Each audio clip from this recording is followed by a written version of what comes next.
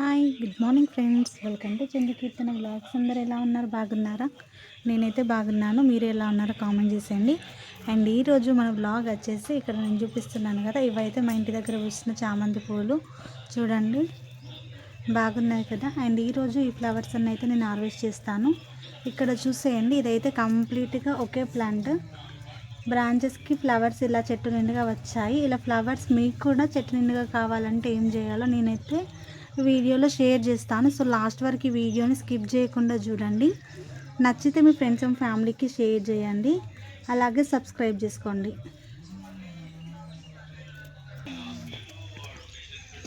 పువ్వులు ఎక్కువగా రావాలంటే రోజుకి కనీసం 5 నుంచి 6 గంటల సూర్యకాంతి అవసరం. రోజ్ ఫ్లవర్స్కి, జాస్మిన్స్కి, అలాగే గులాబీ, చామంతి వంటి మొక్కలకి సూర్యకాంతి లేకుండా ఫ్లవర్స్ అనేటివి ఎక్కువగా రావు. అందుకే మీరు ప్లాంటింగ్ చేసేటప్పుడు ఎండ తలిగే చోట్లో పెట్టుకోవడం చాలా మంచిది. చాలామంది చేసే పెద్ద తప్పు ఏమిటంటే రోజు ఎక్కువగా నీరు పోయడం. అలా చేస్తే వేర్లు అనేటివి కుళ్ళిపోతాయి, అలాగే పూలు రావడం ఆగిపోతుంది. ఇక్కడ నేను చూపిస్తున్నాను చూడండి, ఇదైతే పేనుబంక సమస్య. ఈ లీవ్స్ పైన ఇలా మచ్చలు మచ్చలుగా వచ్చి మొత్తం ఫ్లవరింగ్ అనేది తగ్గిపోతుంది. ఇలా ఉన్నప్పుడు ఇంటి దగ్గర మనం పొయ్యి అంటు పెడతాం కదా, దానిలో వచ్చిన బూడిద ఉంటుంది కదా, అది చెట్టు మీద చల్లడం ద్వారా మనకి ఈ సమస్య పోయి ఫ్లవరింగ్ అనేది ఎక్కువగా వస్తుంది. అలా చేస్తే ఫ్లవర్స్ అనేటివి ఎక్కువగా పూస్తాయి. మట్టిపై భాగం కొంచెంగా ఎండిన తర్వాత నీరు పోస్తే మంచిది. నీరు పోసేటప్పుడు కింద చూసుకొని నీరు బయటికి వచ్చేలా ఉండాలి. పువ్వుల కోసం మొక్కలకి ఫాస్ఫరస్ ఎక్కువగా ఉన్న ఎరువులు వేసుకోవాలి. ఇంట్లోనే సులువుగా చేసుకునే ఎరువులు వాడడం చాలా మంచిది. ఎండు అరటి తొక్కల పొడి, ఆవు పేడ, వర్మి కంపోస్ట్, వీటిని నెలకి 2 సార్లు అయినా వేసి చూడండి, అద్భుతమైన ఫలితం కనిపిస్తుంది. ఇక్కడ చూడండి, నేనైతే ఫ్లవర్స్ అయితే తెంపిస్తున్నాను. చూస్తారు కదా, ఇదంతా ఒకే ప్లాంట్. ఫ్లవర్స్ అయితే ఎక్కువగా రావడం వల్ల చెట్టు అనేది కిందికి వంగిపోయింది. దీనికి సపోర్టింగ్ కోసం నేనైతే పైన ఒక థ్రెడ్ అయితే కట్టాను. ఈ ఫ్లవర్స్ ఇలా ఉన్నప్పుడు నాకైతే చాలా హ్యాపీగా అనిపించింది. ఎందుకంటే మనం చాలా ప్లాంట్స్ అయితే పర్చేజ్ చేస్తాం కదా, పర్చేజ్ చేసినప్పుడు చాలా హ్యాపీగా ఉంటాం. కానీ ఫ్లవరింగ్ రాకపోయినా కానీ, గ్రోత్ లేకపోయినా కానీ, అరే ఏంటి ఇలా ఉంది అని అనిపిస్తుంది.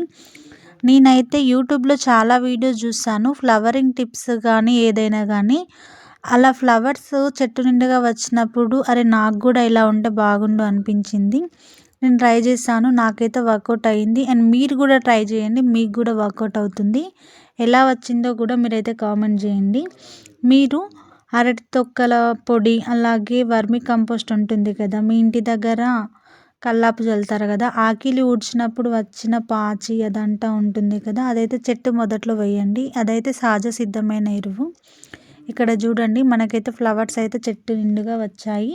అండ్ మెయిన్ థింగ్ ఏంటి అంటే, చామంతి చెట్లైనా సరే, గులాబీ చెట్లైనా సరే, ఏ చెట్లైనా సరే, వాటికి ఉన్న పాత లీవ్స్ ఉంటాయి కదా, అవైతే తీసేసుకోవాలి. అలాగే ఎండిపోయిన కొమ్మలు ఉంటే మొక్క శక్తి అనేది కంప్లీట్గా దానికే ఖర్చు అవుతుంది. కనీసం 20 నుండి 30 రోజులకు ఒకసారి అయినా ఎండిపోయిన భాగాలను కట్ చేయాలి. అలా కట్ చేస్తే కొత్త కొమ్మలు వచ్చి ఫ్లవర్స్ అనేటివి ఎక్కువగా వస్తాయి. ఇక్కడ చూడండి, మనకి పైన ఆకు అంతా పచ్చగా ఉన్నా కానీ కింద కాండం దగ్గర ఆకులు అయితే ఎండిపోయాయి కదా, అవన్నీ కట్ చేయాలి. అలాగే మనం ఫ్లవర్స్ అనేటివి చెట్టు నిండుగా ఉంచినా కానీ సరిపోవు. చూడండి, ఇక్కడ నేనైతే ఎన్ని ఫ్లవర్స్ తెంపినా కానీ ఇంకా చెట్టు నిండుగా ఉన్నాయి.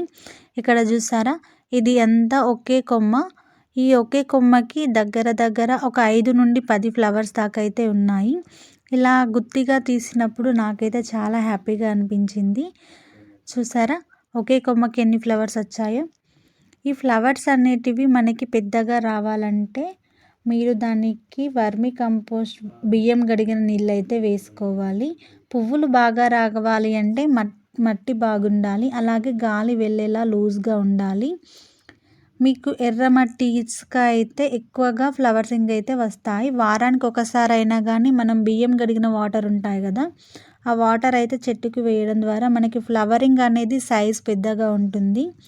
మజ్జిగ నీటిని పోసినా కానీ మనకి ఫ్లవరింగ్ సైజ్ అనేది పెద్దగా ఉంటుంది.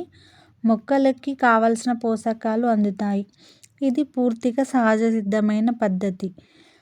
2 అరటి తొక్కలను 1 లీటర్ వాటర్లో పోసి నైట్ అంతా నానబెట్టి తీసుకోవడం ద్వారా మంచి జరుగుతుంది. అండ్ వాటర్ పోసేటప్పుడు మార్నింగ్ 7 to 9 మధ్యలో పోయాలి.